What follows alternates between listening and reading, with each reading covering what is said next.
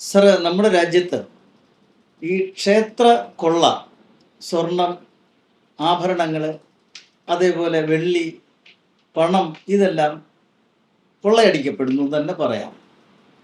ഉദാഹരണത്തിന് ശബരിമല, ഇപ്പോഴിത് അയോധ്യ, പല സ്ഥലങ്ങൾ.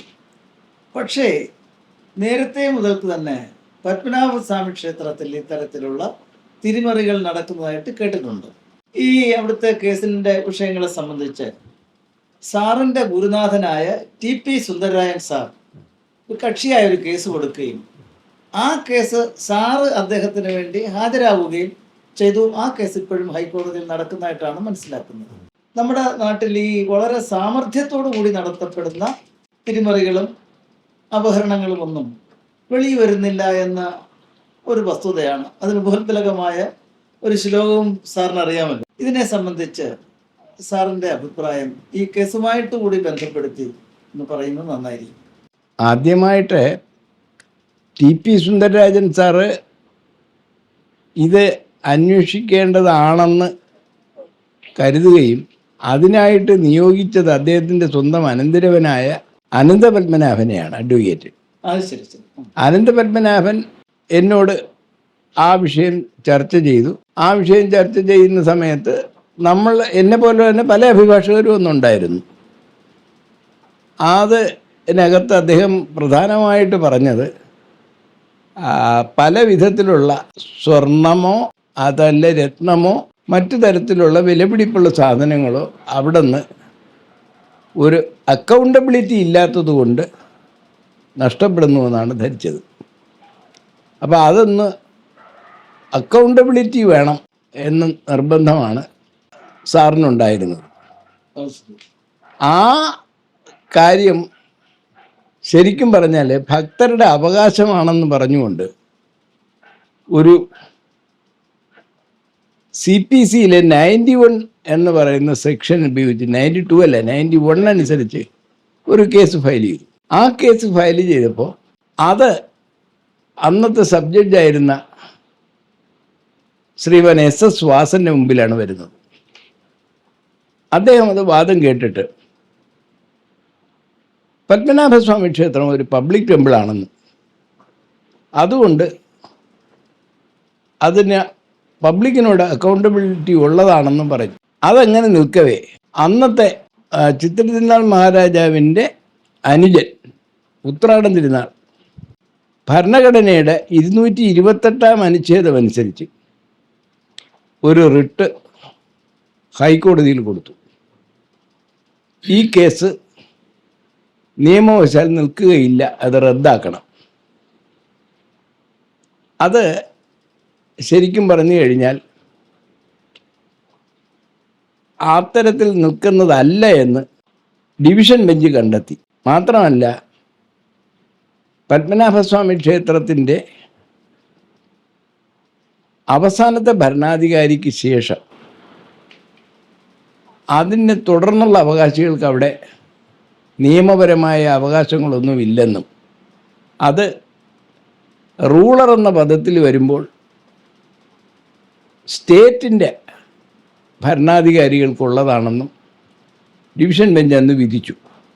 ആ വിധിയിൽ ജസ്റ്റിസ് C.N. രാമേന്ദ്രൻ നായരും ജസ്റ്റിസ് സുരേന്ദ്രമോഹനുമാണ് ഉണ്ടായിരുന്നത്.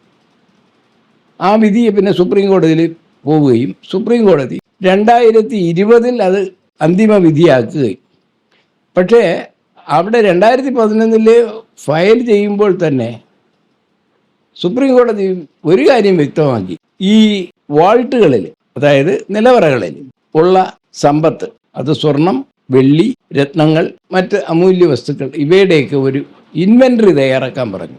അപ്പോൾ അതിനെ ഒരു കാര്യത്തിൽ മാത്രം, B നിലവറയുടെ കാര്യത്തിൽ അതുടനെ നടപ്പാക്കേണ്ടതില്ല എന്നും പറഞ്ഞു. പക്ഷേ കേസിൻ്റെ അവസാനം പറഞ്ഞത് ഒരു ജോയിൻറ്റ് സെഷൻ അഡ്വൈസറി കമ്മിറ്റിയുടെയും അഡ്മിനിസ്ട്രേറ്റീവ് കമ്മിറ്റിയുടെയും ഒരു ജോയിൻറ്റ് സെഷനിൽ അവർക്കൊരു തീയതി നിശ്ചയിച്ച് തുറക്കാമെന്നാണ്. പക്ഷേ കഴിഞ്ഞ ഏറെക്കുറെ 7 വർഷമായിട്ട് അത് നടന്നിട്ടില്ല. കമ്മിറ്റികളൊക്കെ ഉണ്ടായി, കേന്ദ്രത്തിൻ്റെ പ്രതിനിധിയുണ്ട്, സംസ്ഥാനത്തിൻ്റെ പ്രതിനിധിയുണ്ട്, എക്സിക്യൂട്ടീവ് കമ്മിറ്റി ചെയർമാനായിട്ട് ജില്ലാ ജഡ്ജിയുണ്ട്, അഡ്വൈസറി കമ്മിറ്റി ചെയർമാനായിട്ട് റിട്ടയേർഡ് ഹൈക്കോടതി ജഡ്ജിയുണ്ട്. ഇതിനോടൊപ്പം ഒരു ഔദാര്യമെന്നുള്ള നിലയ്ക്ക് കൊട്ടാരത്തിൻ്റെ ഒരു പ്രതിനിധിയുമുണ്ട്. കാരണം അവരവിടെ തന്നെ ഈ ക്ഷേത്രത്തിൻ്റെ മേലെ നമുക്ക് പ്രത്യേകിച്ച് അവകാശങ്ങളൊന്നും ഇല്ല എന്ന് പറഞ്ഞിട്ട് സത്യവാങ്മൂലം കൊടുത്തിട്ടുണ്ട്. അതിൻ്റെ അടിസ്ഥാനത്തിലാണ് അവർക്കതില്ല. പക്ഷേ അവരുടേത് എടുത്തതെന്നുള്ളൊരു ധാരണയിൽ അവർക്ക് ഈ ഒരു അവകാശം കൂടെ കൊടുത്തു. പ്രശ്നം അവിടെയൊന്നുമല്ല.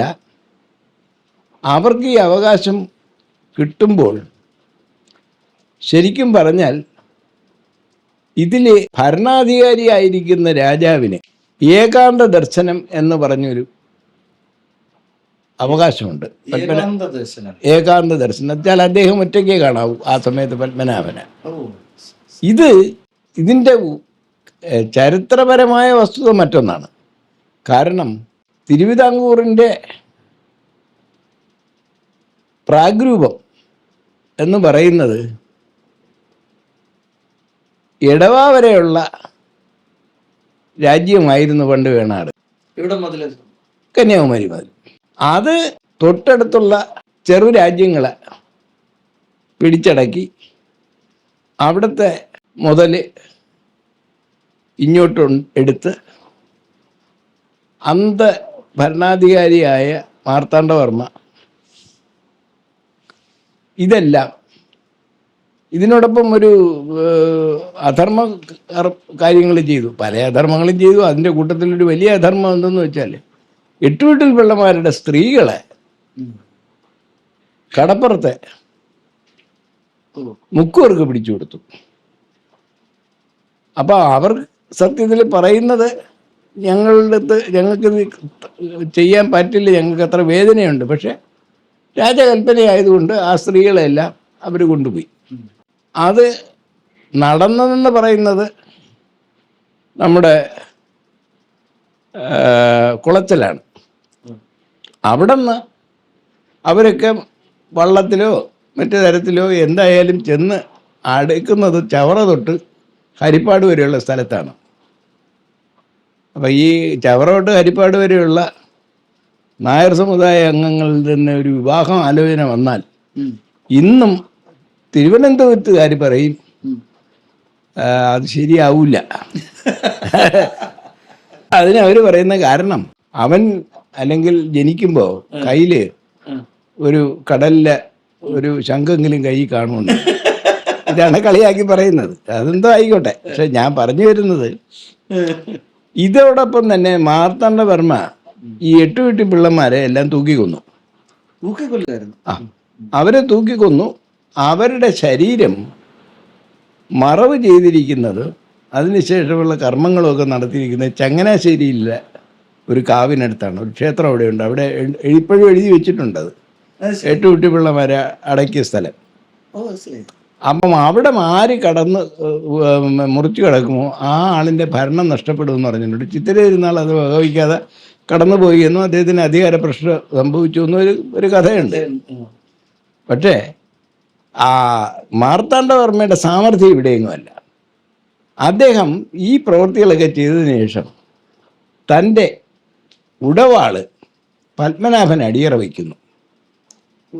പത്മനാഭൻ അടിയറ വെച്ച് കഴിഞ്ഞിട്ട് പത്മനാഭൻ്റെ പ്രതിപുരുഷനായിട്ട് അല്ലെങ്കിൽ ഒരു സേവകനായിട്ടാണ് അദ്ദേഹം ഭരണം തുടരുന്നത്. ആ വാക്കിലൂടെ പിന്നെയും അങ്ങോട്ട് തുടർന്നു പോവുകയാണ്. ഇന്ന് വരെയും ഈ വാക്കാണ് വയ്ക്കുന്നത്. പിന്നെ അവസാനത്തെ രാജാവായ ചിത്തിര തിരുനാളിന് വരെ അതുണ്ട്, ദാസൻ. അത് കഴിഞ്ഞാൽ പിന്നെ ഇല്ല. പക്ഷേ അദ്ദേഹം പത്മനാഭൻ്റെ സ്വത്തുക്കളൊന്നും തന്നെ തങ്ങൾക്ക് ഏതെങ്കിലും തരത്തിൽ അവകാശപ്പെട്ടതാണെന്ന് പറഞ്ഞിട്ടില്ല.